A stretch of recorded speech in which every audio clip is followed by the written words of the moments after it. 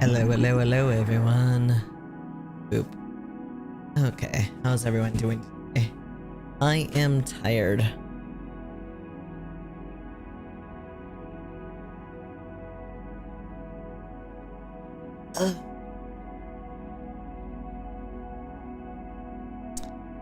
I don't know why I'm even tired, I just am. Anywho. I'll just lower the music so you could hear me.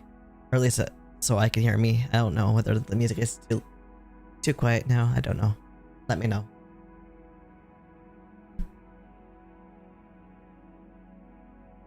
I was a lump all day.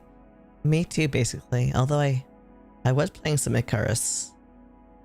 I'm starting to try to figure out which games I want to play. But in the middle. There, how's that? I put it up one more notch.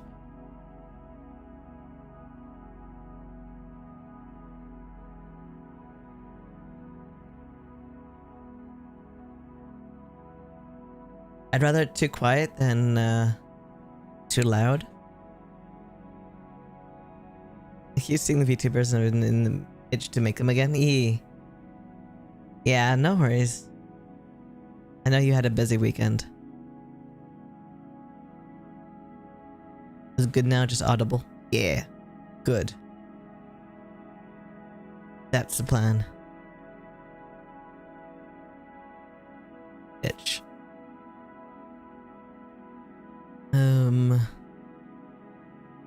Yeah. I was just trying to figure out which games I want to play.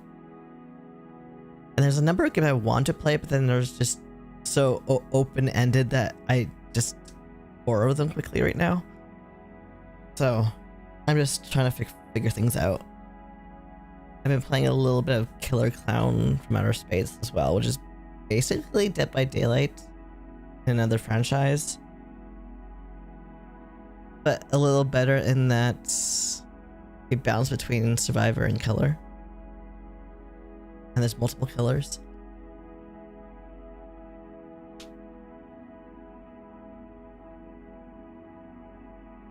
Anywho. Last week in Wild Magic, they were off to Pirate Swoop, and Dane has finally told Numer and Aniwa her story of her parents, her mother's death, her family's death, and kind of going crazy, live with wolves, forget she's human type thing, and why she's scared of using her power.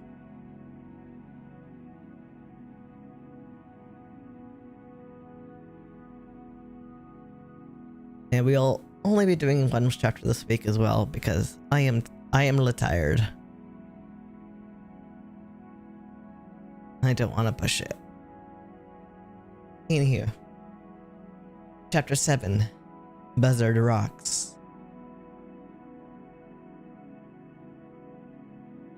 Janet watched them as she talked, and she was afraid to look now. Suddenly, Aniwa hugged her tight. The tears that had stopped coming when she buried her family came again, in a hot and silent flood. "What about the badger?" asked Numer, when she was calm again. Jane shrugged. "He comes to my dreams, sort of." She described the badger's visits, showing the silver claw and the marks on her shoulders as evidence. Aniwa shook her head over the wounds and fetched her medicines.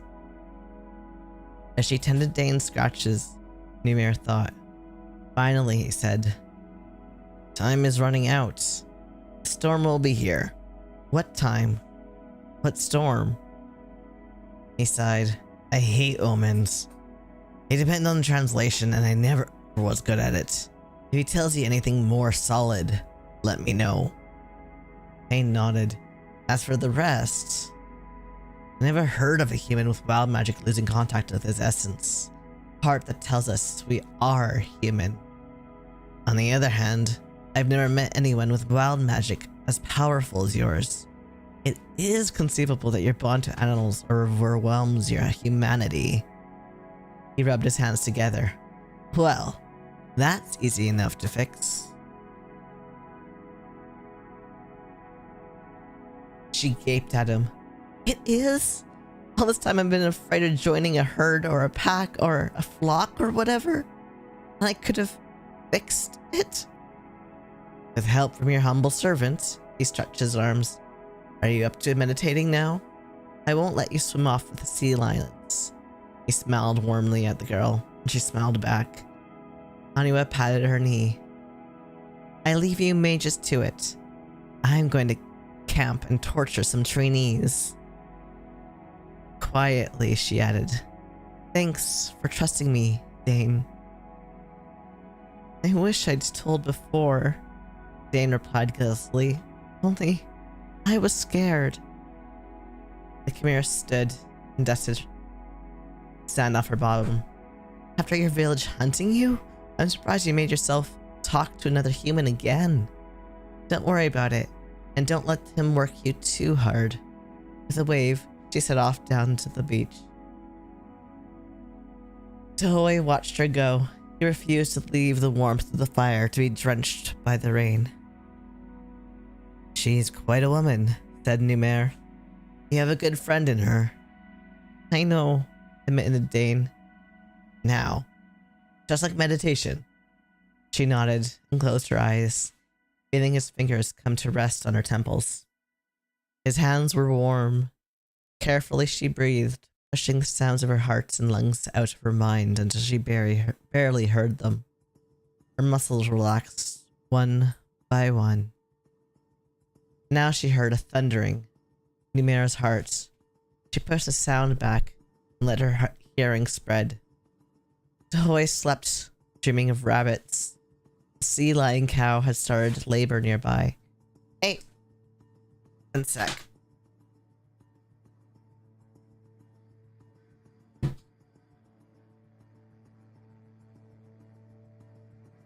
Sorry.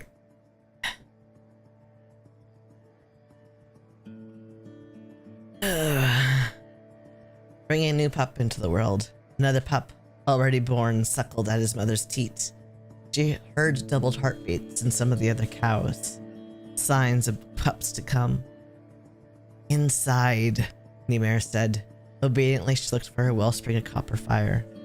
She dropped in, and they fell through it, until she saw a white core to the fire. It bled into the copper as the wild magic bled tendrils into it. Suddenly, she was inside the white column, looking out. A shadow glittering with bits of light came between her and the magic. In its tracks flowed a glass wall, its surface etched with odd runes. The shadow had circled her. The beginning and end of the glass connected. Her head was clear. For the first time in weeks, she felt sure of herself. Examining the white fire around her, she found it untainted by her magic, just as the magic wasn't entirely apart from her inner self. She also knew that she was not alone. That she was alone. Numair had gone. She followed him to the real world and opened her eyes.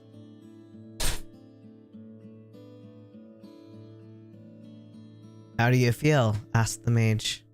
Oh, I'm sorry, Kira.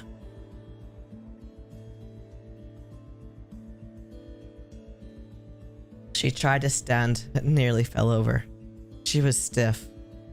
A bit rusty, but aside from that, wonderful. Am I fixed? Am I alright? You tell me, he said. Try listening again. Sea lions live in groups, like wolves and horses. If you're going to lose yourself, you should be able to with them. If not, the rider ponies are just down the beach. Jane closed her eyes, took a breath. She was among the females of the harem, hearing their sleepy talk of fish and weather. The cow in labor had given birth. Her new pup suckled contentedly. The mother barked at him, teaching him the sound of her voice, so he'd always know which female she was. Jane opened her eyes and grinned at Numair. The mage smiled back. Did you forget who Dane is? Nope. she said gleefully. Sure you don't want to plunge into salty water and eat live octopi? That's what they eat, among other things. She looked at him suspiciously. What's an octopi? One octopus is an octopus. 2 octopuses or more are octopi. So what's an octopus? I take it, but all this means is you are able to stay Dane. It does. What's an octopus? He laughed. Alright, Magelet, let's go to sea. She worked the day through, learning about ocean animals. No whales were within range, she was disappointed to learn, and about calling groups of sea animals to her. Afterward, it was a pleasure just to eat, clean, and mend tack with the others, and listen to Sarge talk about the daily life in Carthak. Aniwa had to wake her up to get her into her bedroll. The sea otter found her in the night, hobbling on 3 paws. The 4th paw dangled uselessly. She told Dane she'd been hunting in a tidal pool when a wave slammed into her, jamming her into a rock crevice. The 2nd wave had yanked her free, but the paw got caught and broke. Cradling her patient and whispering reassurance, the girl eased out of the tent where she'd been sleeping. Sticking her head out into the small tent the trainees had pitched for the mage, she said, Any mare? He sat up in his bedroll. Dane, is something the matter? I forgot I have an otter with a broken leg here. I hate to disturb you, but now I'm doing better with magic. I thought there might be a chance I could... Of course, come in. Light filled the inside of the tent, making Dane and the otter blink. Sit, she obeyed, cradling the otter in her lap, with a care to the broken leg. You'll go deep, putting to your patient instead of yourself. You need to see her bones from the inside. Do you understand? I understand right enough. I'm just not sure I can do it. I can help with that part. What you must do on your own is apply your magic to the break and will it to heal. You need to burn out any infection. Make sure the muscles, veins, and nerves knit together, not just the bone. The strength of your desire is what will complete the task. You must want this to work more than anything, and keep on wanting it, no matter how wary you become. That's the hard part, maintaining the concentration to finish. As it tires, your mind will want to attend to something else, just as it does on meditation. You'll get a muscle spasm or an itch and you'll want to see to it. You can't, unless you plan to resume splinting your friends and hoping you can keep them quiet long enough for an injury to mend. Jane looked at her patient. The otter gazed up at her calmly. She had sensed that Dane could help her, and she was content. I'll do it, said the girl grimly. Let's go. The magic came swiftly into her hold. Ymir guided her into the copper-laced animal in her lap, and to the broken limb. Gently, he shaped the grip of her mind around the injury and showed her an extra bright strand of copper fire from the deepest part of her magic. She grabbed it and brought it to bear into the shattered bone. It was hard work. She was tired. Her head began to ache. It required patience. For a while, it seemed like nothing was happening. When she almost gave up, as she remembered the otter's wholehearted trust and the promise to heal her. Ma had always said, never break a promise to an animal. They're like babies. They won't understand. Dane hung on. At last, she saw movement. Tiny bone spurs grew across the break. Slowly at first, then quicker. Marrow formed, building itself inside the protection of the spurs. Bruising in the muscles around the break began to vanish. She got sleepy. Her back cramped almost unbearably. Nuh-uh, she thought fiercely. No quitting. Not ever. If I'd known this, I could have saved Mammoth. If I learn it, I can save others. She did not allow herself to think of anything until the marrow, bone, nerve, vein, and muscles were whole and healthy. When she opened her eyes, she was cocooned in blankets and fiercely hungry. The otter was gone. So was Numair. She crawled out of the tent to see the trainees practicing hand-to-hand combat in the rain. Day had come. How do you feel? Numair was sitting under a canvas awning, writing in a fat notebook. He capped his ink bottle and put his quill aside. How is she? Dane asked. She's fine. I saw her swim off a while ago. We had lunch. I kept some for you. He passed a small bag to her. She fell on the contents. Chunks of smoked ham, bread, cheese, dried figs, and orange, and polished them off in record time. I can't believe how hungry I was, she said when she finished at last. You worked hard. Of course you're hungry. How long did it take? She asked, running her fingers through her hair. Some hours. That's to be expected. Healing in wild magic is more difficult than it is with a gift. Wild magic depends on the body's own power to mend what's damaged. The gift simply restores health that was lost. One thing I don't understand. When you said I must have healed the birds in the marsh, remember? I didn't know how to heal then. It took me hours to do it now. She bit back a yawn. I'm also worn out. Maybe I fainted in the marsh, but I never felt like this. Numair fingered the bridge of his nose. Several possible theories exist, but only one fits both of the limitations you just described. I'd have to say the birds need to be healed, pulled the magic out of you in raw form. You didn't force it to work within the limits of your strength then. You served only as a channel. The magnitude of the power transfer made you lose consciousness, but your overall health and reserves of strength were unaffected. That is the problem with wild magic. It has been known to act without the cooperation of the bearer. You mean it could happen again, and I couldn't stop it? I'm afraid so. If it's any help, I imagine the need in those connected to you by wild magic would have to be overwhelming. It's only happened once that you know of? No fainting spells as a child? She shook her head. Once in 13 years then. I wouldn't worry if I were you. He smiled when she yawned outright. Go back to sleep. I'll wake you for supper. He was good as his word. She was still tired, but forced herself to bathe in the stream and visit the ponies. By the time the trainees had begun their meditation, she was in her bedroll, asleep. The auditor turner woke her late that night. She had brought Dane a sea urchin shell, one that was cleaned of its original inhabitant and dried. Thank you, Dane whispered, touched. I'll treasure it. The otter chirped her own thanks and squirmed out through the gap in the tent wall. Dane smiled and snuggled into her covers, feeling the bumps of the shell with her fingers. I can heal, she thought. Ma, I wish you were here to see. They moved out in the morning under a clear sky.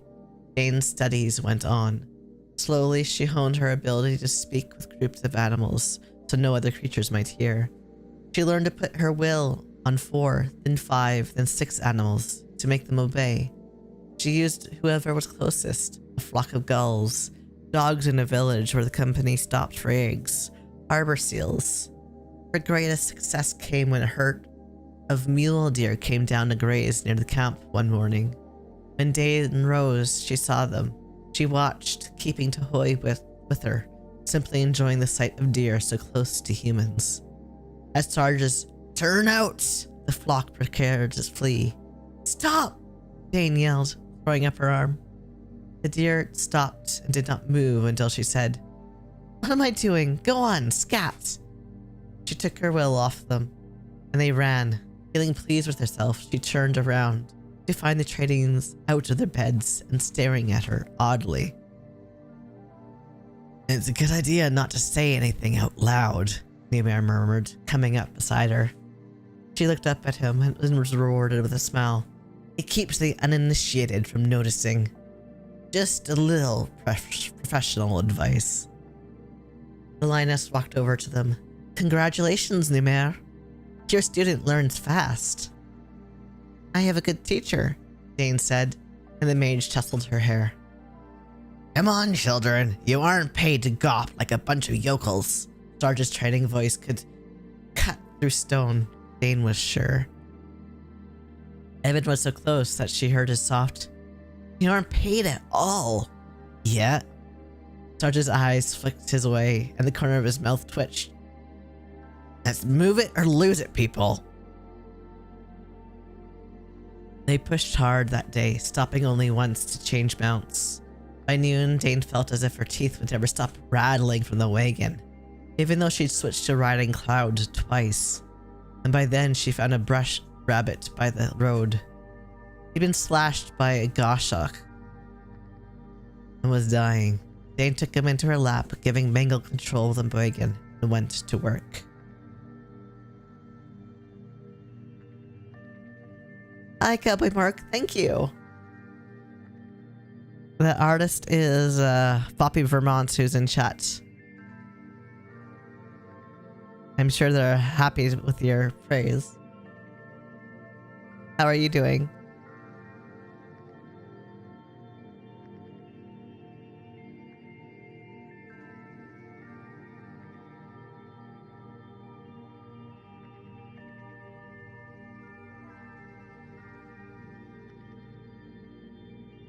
Healing was harder than before, partly because concentration in a wagon. Traveling over a rutted road was more difficult than it had been in Numera's tent late at night. Several times Dane was banged out of her meditation. Finally, she switched places with Numera, asking Spots to give her as easy a ride as possible.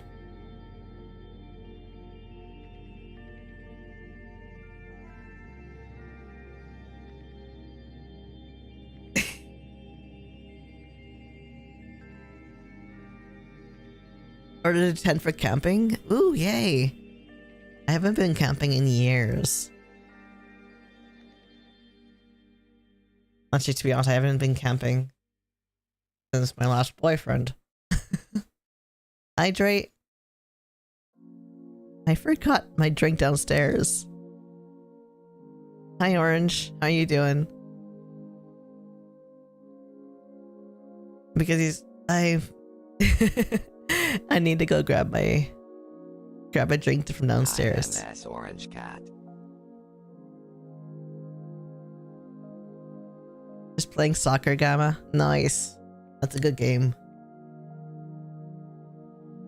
I'll be right back. I'll go grab my drink so I could hydrate like you told me to. I'm doing good though. Just uber tired.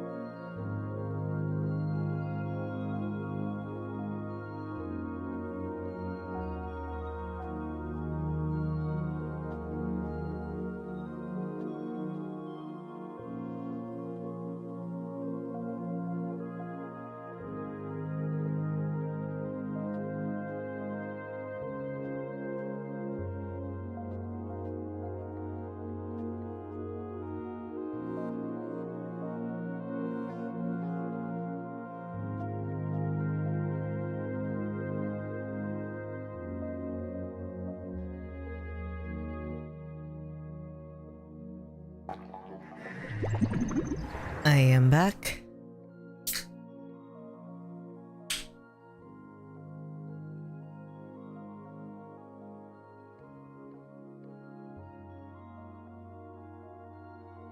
And freshly hydrated. Wasn't quite ready for the carbonation though.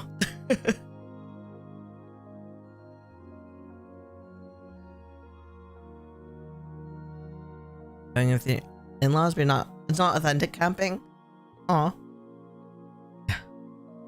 What do you mean not authentic? Is it just not pure survival? Like, even if there's a camper involved, it's still camping in my opinion. Unless it's literally the backyard.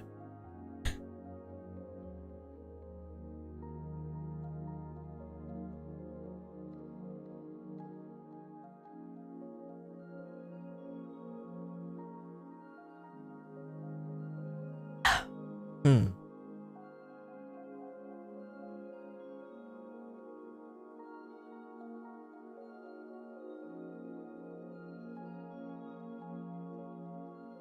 Yeah, not pure survival. It's a state park. I mean, that's still camping.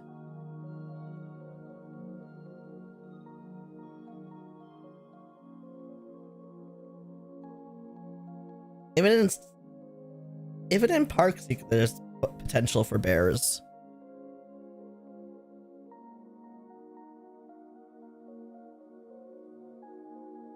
At least up here in Canada, anyways.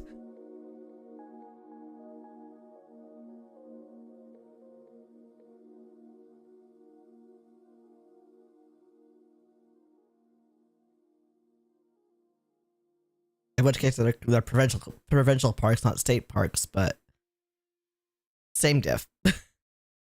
Ish.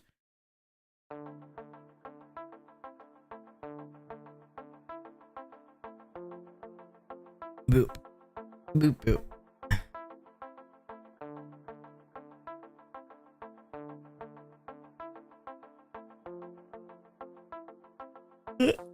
Oh, I'm sorry. I am just I keep yawning. I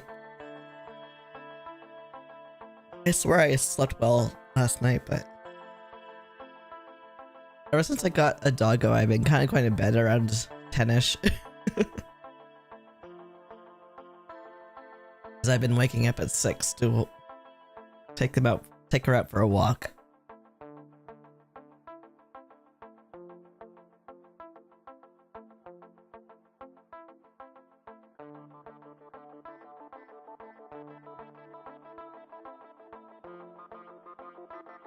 Okay.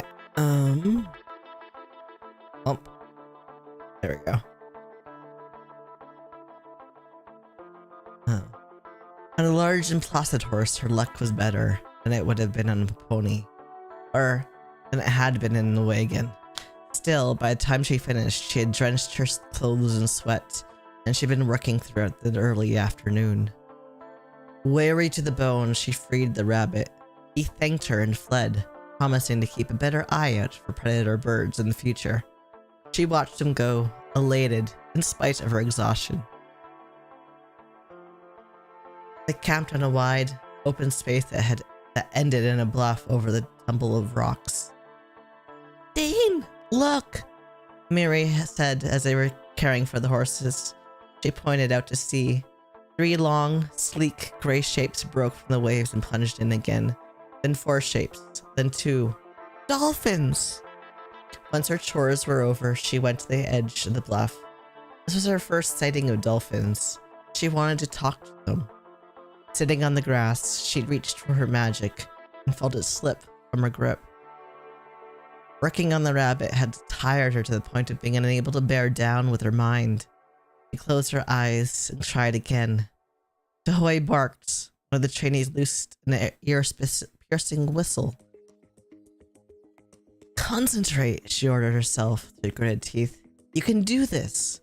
Slowly, she discarded every sound nearby until the only one left was her own heartbeat. Bearing down, she pushed it away and farther. Reversely, it hammered her ears louder than ever. She forced it back one more time. Numair saw her collapse. "Alana!" he roared. "Come quick!"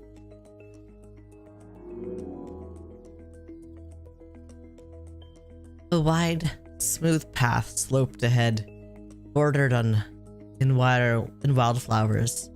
At the top of the hill, 2 people waited in the shade of an old, gnarled oak. "Ma?" she whispered, Her eyes filling, and the woman held out open arms. Dane floated up the path toward her. The man was unfamiliar. He stood by Ma, lazily, wearing only a loincloth. He was very brown, heavily muscled, and carried an unstrung bow like a man born with it in his hand.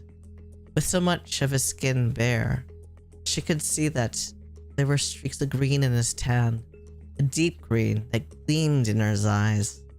Strangest of all, she could see what looked like antlers planted firmly in his curling brown hair. "New friend, Ma?" she asked dryly. The woman laughed.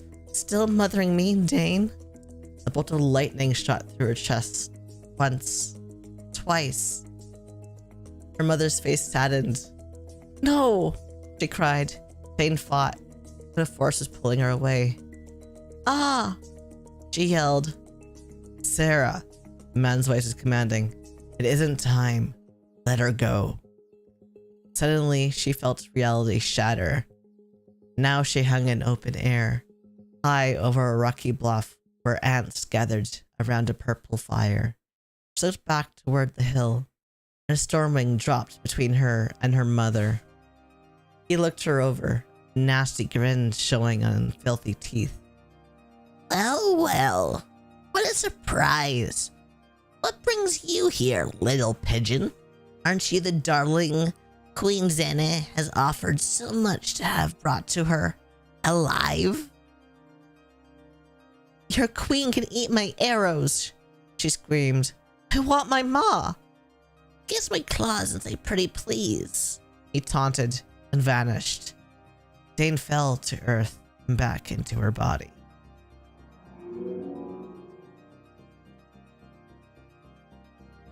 Numair shook Dane as he held her.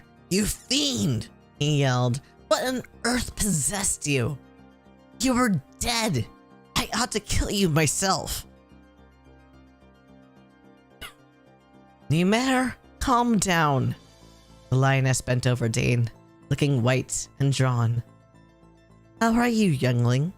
You gave us a scare." Dane grabbed her hand. "You're the purple fire. You brought me back?" "I gave you a direct jolt to the heart. We thought you lost you." "My heart?" She frowned, remembering.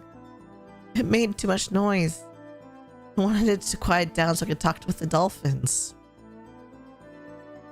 "Do you hear her?" Numair asked the clouds. "She wanted to talk to dolphins, so she stopped her own blessed heart. Mithros of Minos and Shigith." Dane sat up. "I never." Numair opened his mouth, and Aniwa behind him covered it. "Not until you can talk without screaming," she said firmly. "Dane, meditation is done for control over body responses, and thus over the mind." Alana's purple eyes were amused, but serious as well. "In cutting back the sound of your heart, you're cutting back the heartbeat itself." "Well, I won't do that again," Dane promised, sitting up. "I feel like a mule kicked me in the ribs." The knight chuckled. "In a way, one did. I gave you quite a shot, youngster." She reached a hand to Evan, who helped her get to her feet. "Will you behave now?" Aniwa asked Numair. He nodded and sighed as she took her hands from his mouth. "And men say we're emotional," the Khmer told Dane. "Don't do that again. I'd hate to find another assistant at this time of the year." Wiping her hands on her breeches, she went back to the trainees. "May I ask why you couldn't hear the dolphins in the usual way?" Numair's voice was dangerously pleasant. Dane rubbed her eyes with her fists. "I was tired." "You were tired? Ah, that makes it much clearer. Listen, Magelet. The next time you're tired, try resting for a while. If you simply can't rest, go where you'll get nice and chilled, or step into salt water." He indicated the ocean below. As you can see, there's quite a bit of it down there. I don't get it. He sighed. Reductions in temperature or contact with salt water can act as amplifiers for magic. So that's why the whale songs are so loud in water. Yes, that's why they're loud. Dane, you must realize these things you're doing when you meditate are real. When you reduce the inner sound of your breathing, you're reducing your breath. When you quiet your heart, you're slowing it down. Your body will react. Understand? Yes, sir. She got to her feet with a groan. Do people have visions when they think they're dead? His control vanished. I don't know. I've never tried it. Oh, well, I can see there's no talking to you the rest of the night, she said wisely. Not to out of this pet you're in. This pet I'm in, he bellowed. Definitely time to go groom the horses, she thought. She fell asleep during supper and slept through the night. She felt rested when she woke, an hour before dawn, with something already on her mind. It was the Stormwing. He had been nastily real in a way Ma and her friend had not been. Even now she could smell that thing's reek, fouling the salt air. Salt air. There had been no scent in the hill in her vision. She had a good nose, and she would have remembered. There had been flowers. Ma always wore woods lily or sweet pistaches. And Dane had smelled nothing at all. The Stormwing had to come. When she was in the air over this place, she had smelled him. Standing outside the tent in a cold wind, she reached out. She was too tired to go far, less than a mile, only part of her usual range. She brushed the mind of an albatross that wheeled just over the rocks, but that was as far as her senses went. At that distance, she could trust her eyes as much as her magic, and they told her there was no Stormwings about. Cloud followed her to the ocean, as cross as Numair had been. Haven't you had enough fun? She asked, gracefully picking her way down the bluff while her mistress slid and scrambled. Not near, Jane replied.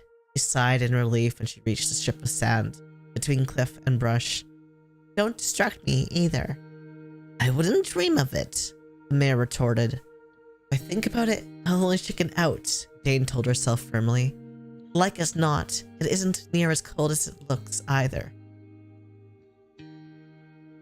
Yanking off boots and stockings, she plunged into the waves up to her knees. Once her feet were numb, she tried again, gripping a rock to keep from being knocked off balance. There, far overhead, hovering behind a long cloud, a tiny dot of wrongness. The hackles went up the back of her neck. Why so far up, she wondered. He just hangs there, waiting. Watching? She sat down. Cloud, keep me from being sucked under. I will do no such thing, the mayor replied. Come out this instant. Dane turned and fixed her eyes on Cloud. Now, please. She used her will. Just a touch of it. It's important. Grumbling, the pony waded in and gripped the back of Dane's shirt in her teeth. I hope it rips, she grumbled. Dane reached behind herself to grab the pony's mane. I go, you go, she retorted. Numb to the waist, she closed her eyes and sent out her magic out. There was her nasty friend, a jarring note in the sky. He was far from a single note, however. He was part of a thin, jangling chord that reached north and south, where the waves boomed as far as her hearing could go. She dragged herself out of the water. Get me to the others, please, she gasped, crawling onto Cloud's back. Not the trainees. To Numair's tent? The mayor sounded worried in spite of herself. Good, yes. Have Tahoe bring Aniwa. It's important. Just hang on and be quiet. Dane collapsed over her friend's neck. Of course. Cloud's mane was delightfully warm on her face. I'm sure, she repeated. All the adults were gathered around Numera's small fire. They're up and down the coast as far as I can hear.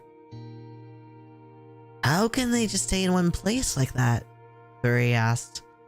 They have their own magic, Numera replied, drawing his feet from his own seawater dip, taken once he'd heard what Dane had to say. Can they see everything? Alana wanted to know. Can they look through the walls or stone? I think they see like hawks, Dane guessed. I don't know what they can do with their magic. They can use only a little without being noticed. Numera was still shivering. If a sorcerer knows where to look, he can see the aura of their magic for miles. All they dare risk is the little bit that holds them aloft. He made a face. Once I thought to look that far, of course. Don't blame yourself, Alana said tartly. I see magic too, and I never spotted them. She patted Dane's shoulder. Good work. She got to her feet. I have to let Jonathan know. He won't be pleased. She walked away, far from the noise made by the trainees getting up. In minutes, a small fire blazed where she had gone, burning first orange, then purple. Burry fed their fire more wood. What now? She asked the queen. Syed sighed. I wanted to stay a few days at Buzzard Rocks, but maybe that's not a good idea. We'll move them along today, camp early at the rocks, and go before dawn. Anima can ward the camp. There's not much else we can do.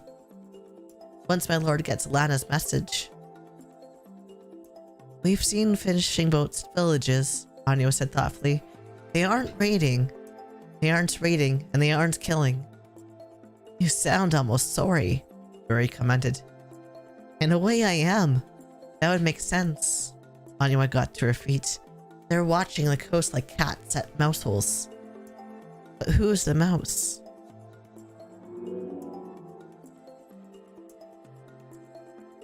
The riders moved up briskly and kept up the pace of the day before.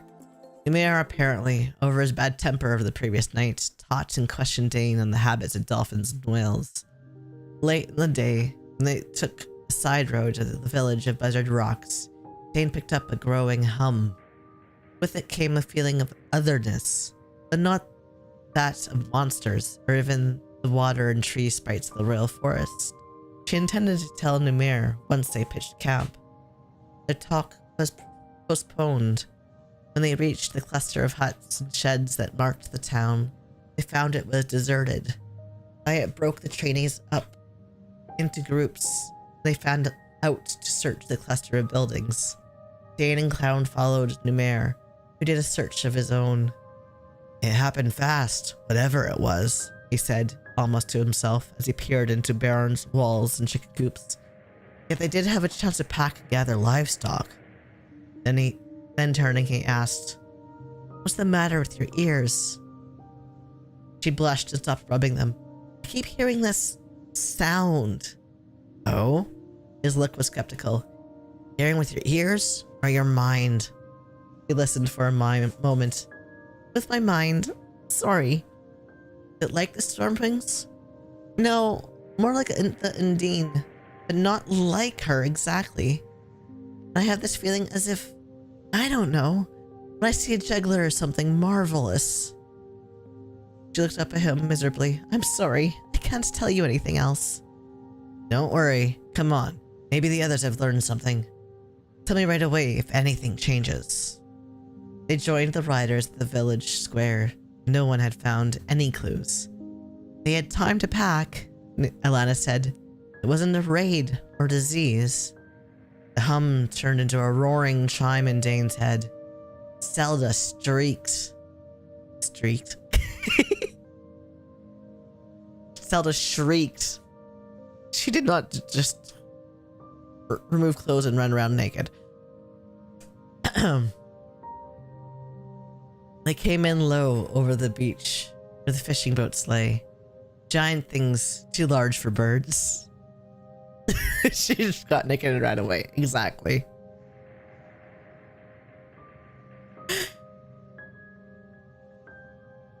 They came in low over the beach where the fishing boats lay. Giant things too. Large for birds. The mounts went crazy with fear, needing all their riders' attention. Spots, Cloud, and Tahoy shrank close to Dane and Numair, who were frozen with awe.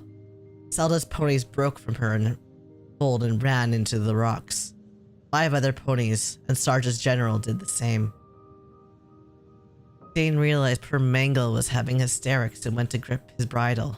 Shush, she told him absently. Calm down.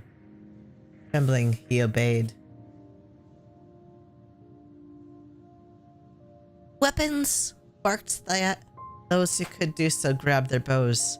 The birds, if they were birds, banked and came for another pass. Giant wings shining like dim gold in the sun. This time they gave voice to shuddering, screaming roars. One of them raked the cart's roof with his claws, slicing the canvas as neatly as butter. Jane saw what was going to happen. Stop! She called to the attackers and defenders. Fury got in the first shot, Thayat the second. The great creatures were out of range, but already they were curving around again. No! Dane yelled now to the humans. Leave them be! We're under attack! Fury yelled. Don't shoot! They don't understand! You'll give me a second! She could see 15 arrows were fitted to strings. She screamed her fury. Ponies and horses grabbed for the arrows, breaking them in their teeth.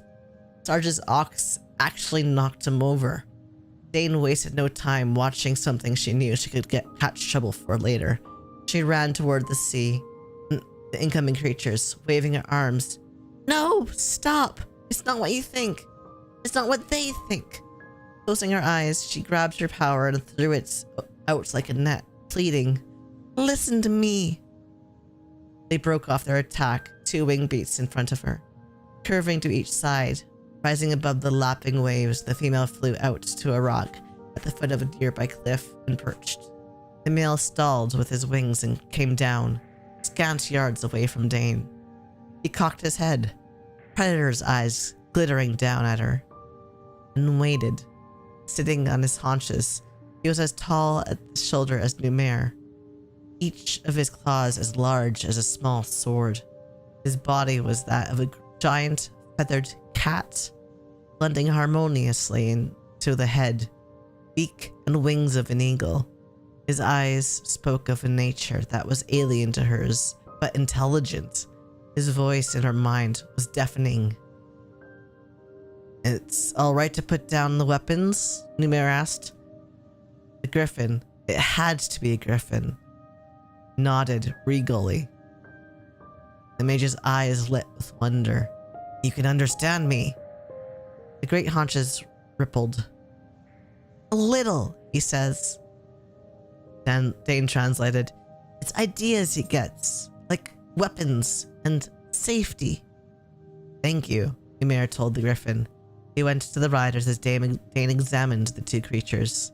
The female was gray-silver in color, her mate brown-threaded and gold. Both gleamed and shimmered in the dying light of the sun.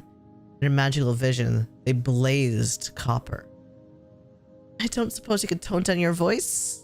No, she said when the griffin looked at her arrogantly. Footsteps crunched in the sand.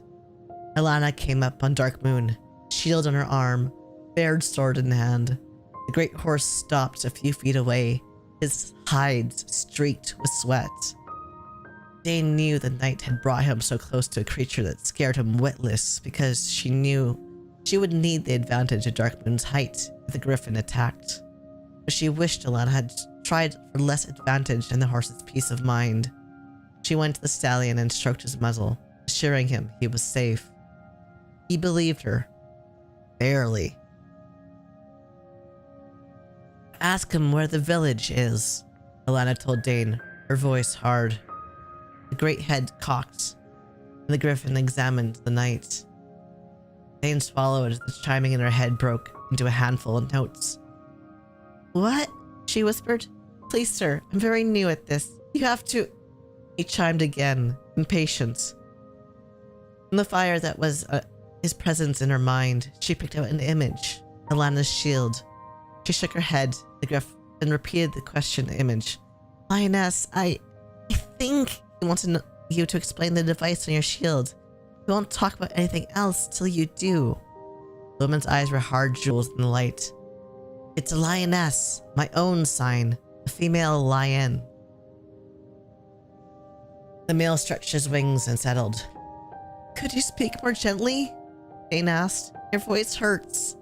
I feel your answers in my bones. It makes translation difficult. Pressure, a broad hand, settled the nape of her neck. Suddenly, she was inside of a circle of light, shielded from the worst noise of the griffin's speech. Calm down, Ymir said gently. Relax, I'm shielding you. Take a deep breath. Good girl. You can manage this. Let's go easily. She ordered her mind, sorting out what was griffin and what came from other animal. Focusing on the griffin, she reached more directly into his mind until each ringing note became a symbol or an idea. When she could manage what her mind heard, Ymir carefully freed her from his shield. Now she had control of the translation. The griffin spoke again. He says there are too many griffins held captive on human shields, Jane told Alana. That's why they attacked the village. No, attack isn't right. They flew over, like they did with us, to warn the people not to raid the nest and steal the little ones for shields. They're nesting atop that large spire of rock. She pointed to where the female sat at its base. How many villagers did they kill in this warning? Alana wanted to know. And Dane, you'd best not lie to protect them. She listened to something the griffin was telling her. I couldn't lie if I wanted to, lioness. He won't let us. His correction boomed in her mind, and she sighed. That's not right. Lies can't be told, Neora Griffin. Be surprised we didn't know. That's why they were captured for shields. There haven't been a griffins here in centuries, Ymir put in. We've forgotten the lore. Does he know how long it's been since they were seen in human lands? Dane struggled with the answer. Sorry, Ymir. He doesn't know what you mean. I think he doesn't understand time as we use it. He does say they killed no one. The villagers screamed a lot, then they ran. They're at a great stone house, about a day's ride down the coast. Pirate swoop, Alana said, relaxing. That's easy enough to check. Is it true about lying around them, Ymir? I'd heard it. You can try. Alana opened her mouth, and no sound came out. Her throat worked, but nothing happened. At last she smiled. I can't. How do they live? Wyatt came to stand with them. What do they eat? That, at least, was easy to understand. Fish, Jane said. Dolphins, if they can get them.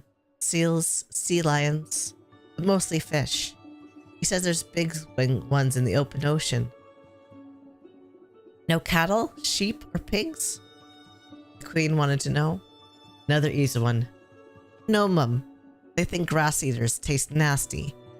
The queen hooked her hands in her sword belts, thinking, will he agree to let the villagers come back and not harass them? The griffin's reply was emphatic. Ouch. As long as they keep away from their nests, he doesn't care what people do. Jane smiled weakly at the queen. Their voices. Our voices. Discomfort their ears. They don't want to come any closer to us than they must to protect the little ones. Alana sighed, leaning on the pommel of her saddle. It'd be a shame to destroy such magnificence, she said, admiring the great creatures. Griffin preened his chest feathers and stood a little straighter. Wyatt laughed. All right. I'll talk to the locals when I see them. Tell your friend we will fight them if they harm a human or any livestock. The griffin's reply was so loud that Dane's temples throbbed. He says don't insult him by calling me his friend. His kind is a better thing to do than associate with humans. She knew she was blushing. He says that at least my voice doesn't hurt his ears. Alana saluted the griffin with her sword. Your point is taken, sir. Return to your nest, and we won't inflict our voices on you again. Opening his beak, the male loosed a great ringing cry before the echoes had faded. He and his mate were in the air, spiraling up to their nest. The humans made camp in the village square. Once the trainees were busy, the officers and Numair took Dane aside. You shouldn't have turned our mounts against us. Its green hazel eyes were serious. She gulped. I didn't. Honest. They did it without me asking. Don't believe me. Maybe we could bring the griffins back. No, Alana said firmly. You just got the ponies calmed down. The queen pursed her lips. You had best study control, mistress, she warns Dane. If we can't trust our mounts, we are in trouble. There's only so much she can do, Numair put it in. This is wild magic, your majesty, not a gift. She can't help animals knowing her feelings any more than she can help breathing. I've tested her control. It's as good as she can make it. Wild magic is unpredictable. Thus, the name. Anya slung an arm around Dane's shoulders. It's got to be harder on her than on us, Majesty. She's a good girl. Dane bit her lip, glad she had friends. Human ones, not just animals. Diet rubbed her neck. I'll be so glad when we reach Pirate Swoop, she said. A hot bath and a night's sleep in a bed, and I'll be a new woman. She smiled at Dame. I'm not going to bite you, youngster. I'm not even angry. Not really. I will say this. Riding with you has been an eye-opener. Welcome to the club, muttered Numair. You know, Alana remarked, I have a feeling if people come back, this is going to be a very honest village from now on. Aniwa said, if so, a lot of husbands will be sleeping in the barn.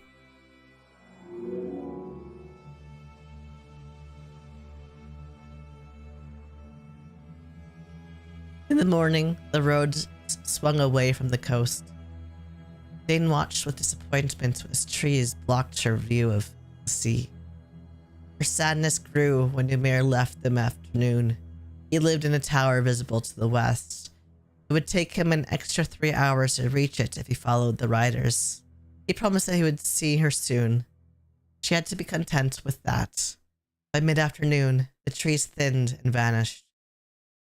The main road sloped downhill. From there to pass a large, prosperous-looking village on the shore. The road they followed left the main one to approach a strong-looking fortress built around 3 towers, one much thicker than the others. Pirate Swoop, Evan said.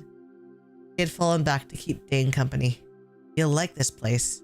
I think you'll like the Baron, too. He and my father have been friends for years. He's different. The gates ahead opened to reveal the Baron's and Alana's domain.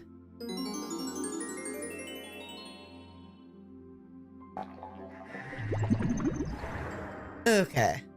As I said, it's just gonna be one chapter tonight. I am a sleepy lad. Thank you all for hanging out.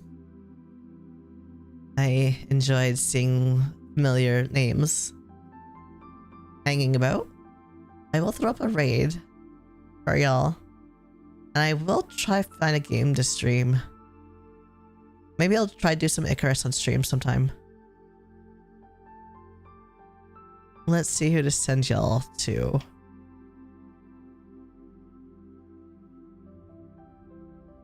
Yeah, I guess Andrew is playing some Dead by Daylight. Let's send y'all over to him.